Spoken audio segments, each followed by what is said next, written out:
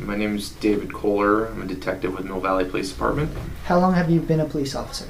Approximately 7 years. And what is your opinion on raising the driving age?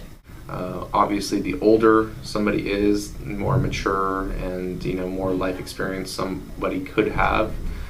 I can just tell you from my own personal experience, younger people, when they're out on the road, make younger people mistakes when driving, and they get into accidents statistically more, and that's why insurance rates are higher, is because they don't have the experience to do that.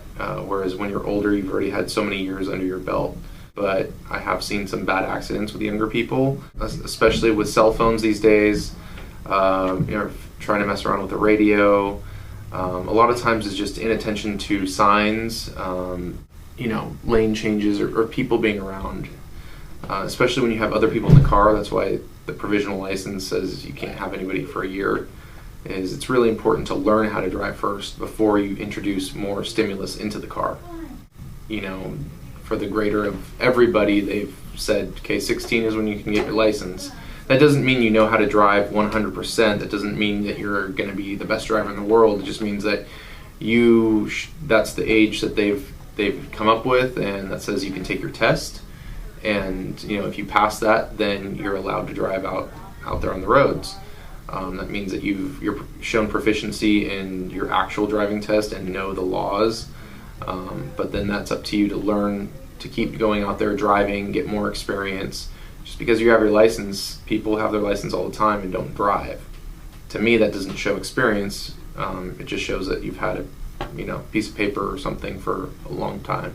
I think that more experience is going to make people safer.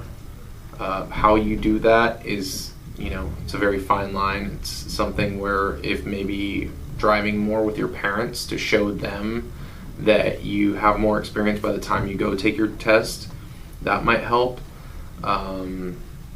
This day and age with technology, I don't know if technology is going to be a big part of that. That could be a possibility. But instead of just the 50 hours or so that you need, maybe increasing that time. Again, it's individual. Some people that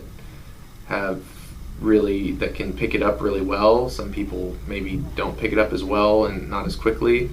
I don't think you can really clump everybody together like that. No, thank you. You're welcome.